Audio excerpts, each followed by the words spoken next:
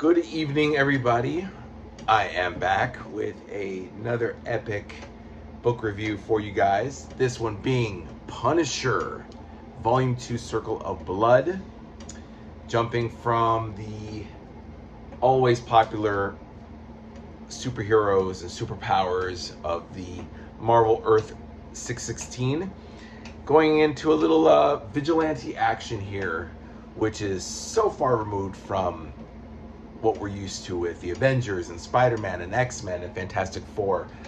Why am I moving that there? Here, let's leave it like this. Punisher, guys. I have moved on to the Punisher. Partly the motivation behind this is, of course, to read the Punisher, which I've never done. Never had the privilege of owning and buying any Punisher books back in the day. Neither did my older brother, too, when he was collecting. So, here's my chance to read it. I love I love Punisher. I love vigilanteism and you know, just what he's all about.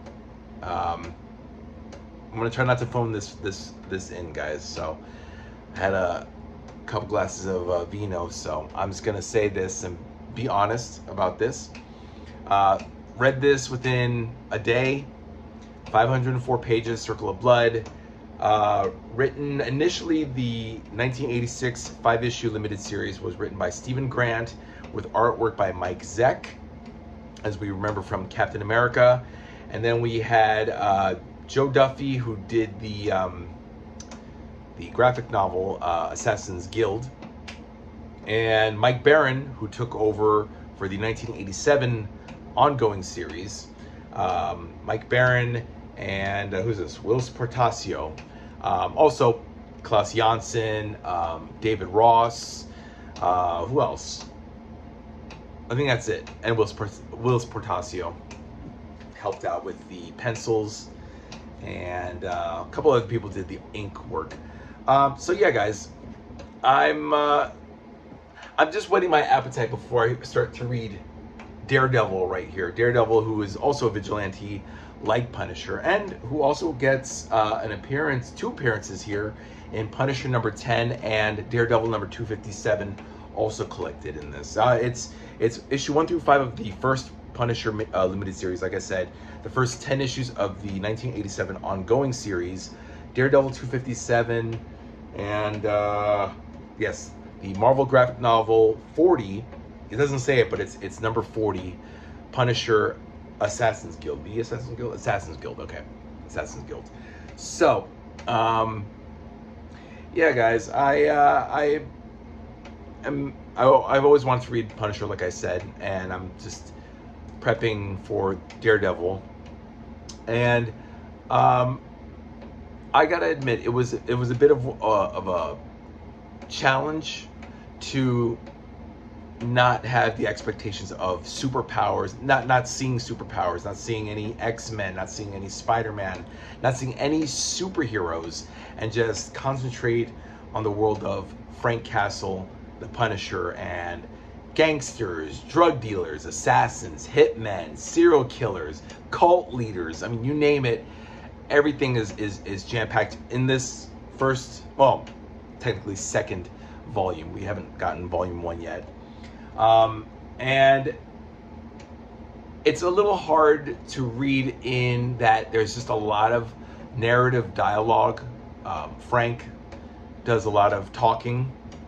It's not so bad. It's not like Stan Lee's frivolous, or Stan Lee and Roy Thomas's frivolous writing from the 60s, Sergeant Fury, you know.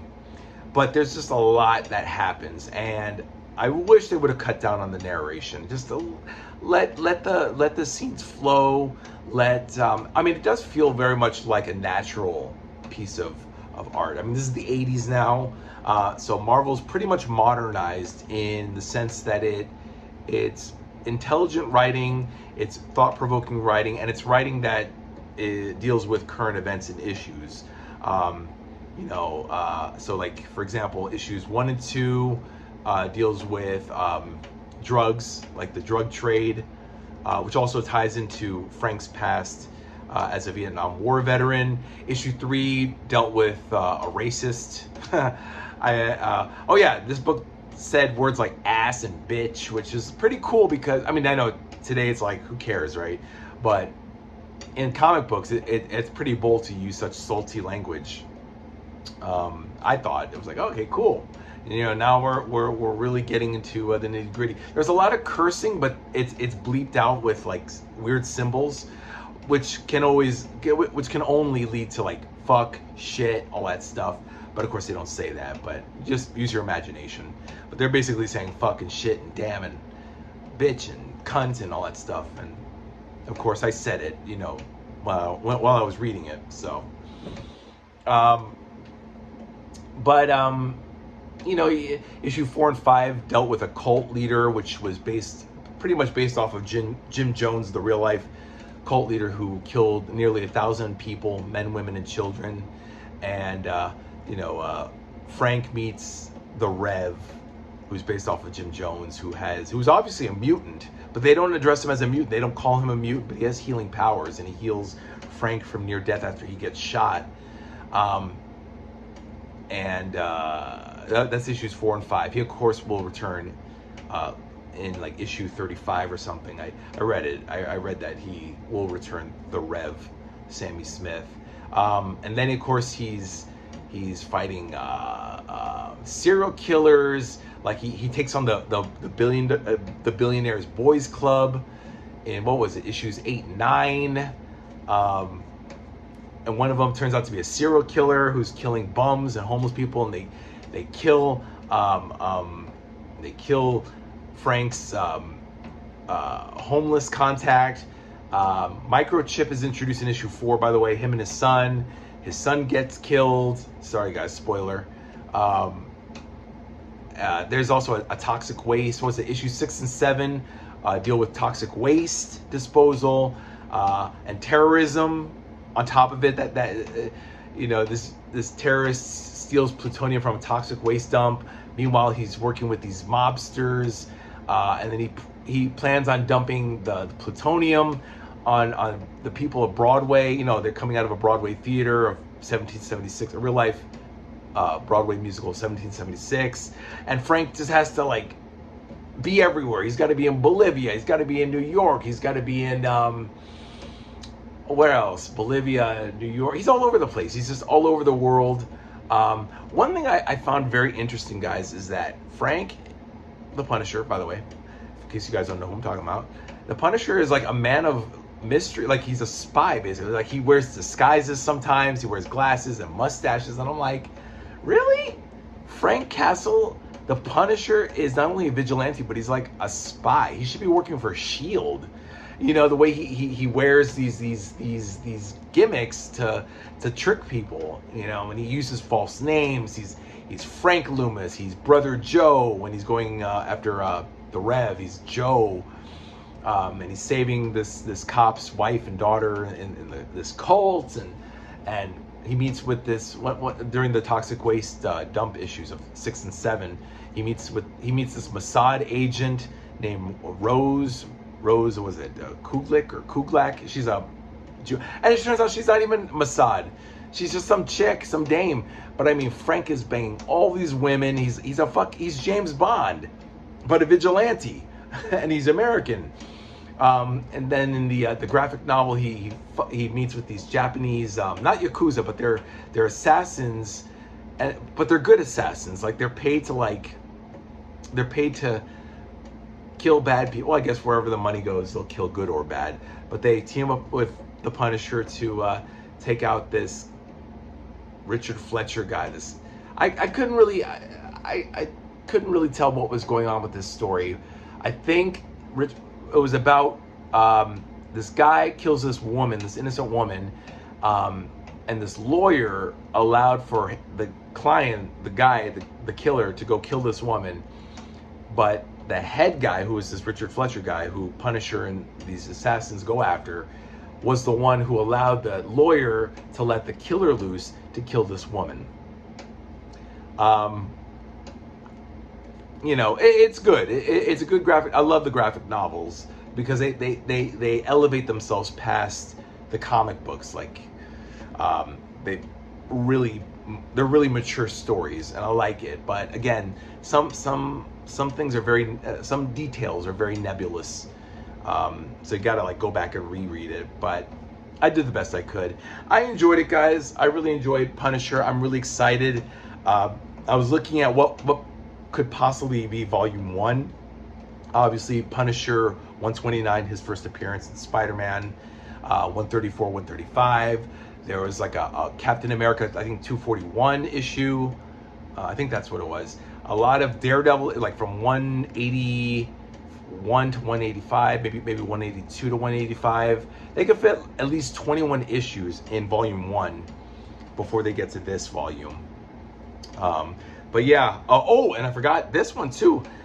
So then Punisher 10, that doesn't necessarily cross over with Daredevil 257. However, it's different perspectives. So Punisher 10 is from Punisher's point of view. Daredevil 257 is from Daredevil's point of view, as well as the subplot of Kingpin plotting to have Typhoid Mary seduce Matt Murdock and fuck up his emotions. You know, I can't wait, guys. I can't wait to read more of that. I can't wait to read Daredevil. Can't wait to read more of Punisher. So I'm going to read, the next one's going to be Volume 3 of Punisher, Kingpin Rules, which goes into 1988 to 1989. Mike Baron is still writing, and I'm sure a lot of other cool people are going to be doing the pencils and the inks, the artwork. So we'll see how that goes, guys. Sorry, I know I'm picking at my face here. I popped a pimple right down here. It's gross. Anyway, so that's it, guys. That's Punisher Volume 2, Circle of Blood. Get it? This was just re-released for a second printing last year.